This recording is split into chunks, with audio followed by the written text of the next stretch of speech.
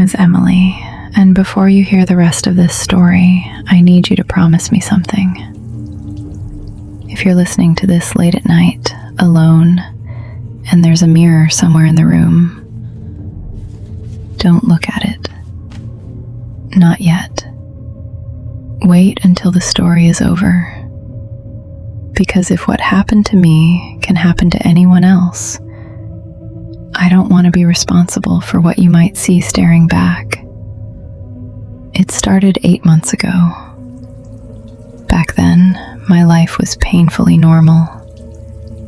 I was 26 years old, living alone in a small apartment just outside the city. I worked remotely as a graphic designer, spent too much money on coffee, and wasted my weekends binge-watching true crime documentaries.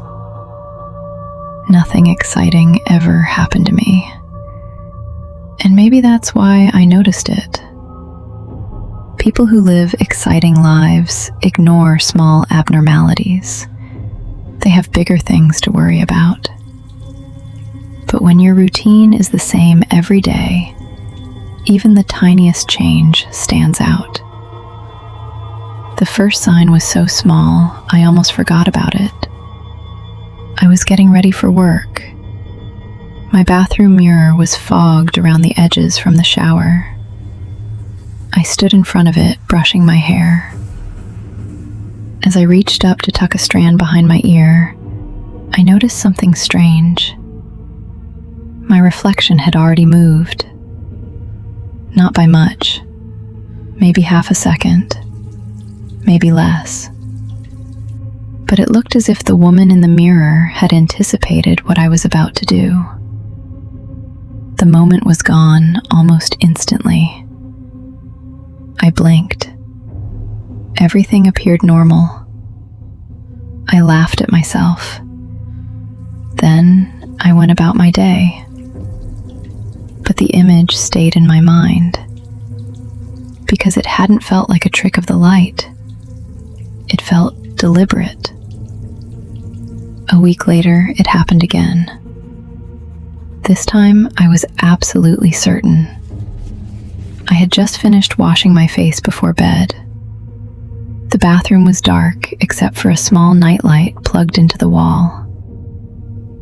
As I lifted my head toward the mirror, I saw my reflection looking directly at me.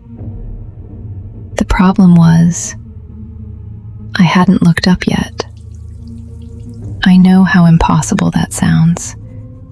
I know exactly how it sounds. But for a split second, I saw her eyes locked onto mine before my own head had finished rising. Then everything snapped back into sync. My reflection copied me perfectly, like nothing had happened. That night, I barely slept.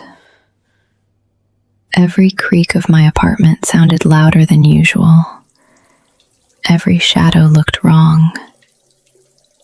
And somewhere in the back of my mind, I couldn't stop thinking about that brief moment. The way she had seemed aware of me, not as a reflection, as a person, a separate person. The next morning, I decided to test it. I stood in front of the bathroom mirror with my phone recording. I raised my arm, lowered it, turned my head, smiled, frowned. Everything matched perfectly. The recording showed nothing unusual. For several days, I convinced myself I had imagined the whole thing. Then I woke up at 3:17 in the morning. I don't know what woke me. There was no noise, no nightmare, just a sudden feeling. The sensation that someone was watching me. You know that feeling? That instinctive awareness that another set of eyes is on you?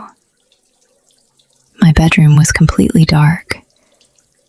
I reached for my phone. The screen illuminated the room just enough for me to see my dresser and the mirror attached to it. I froze because for a brief moment, I thought I saw someone standing behind me. Not in my room, in the reflection. A woman, tall, thin, motionless. The second I looked directly at the mirror, she vanished. Only my own reflection remained. I didn't sleep again that night. The next few weeks became an obsession. I began documenting everything. Dates, times, locations, every strange occurrence. At first, there were only a handful, then dozens, then hundreds. The reflection seemed to be growing more confident, more careless, almost like it knew I could see it. One afternoon, I was applying makeup before meeting friends for dinner. As I leaned toward the mirror, I dropped my mascara. I bent down to pick it up, and when I stood back up, my reflection wasn't looking at me.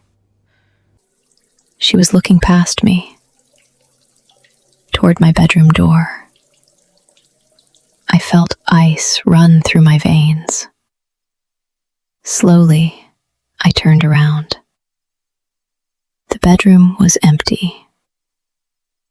When I looked back, my reflection had returned to normal. But I couldn't shake the feeling that something had been standing there. Something I wasn't supposed to notice. Something the reflection had noticed first. And that was when I began to realize something truly horrifying. The reflection wasn't trying to scare me. It was trying to warn me.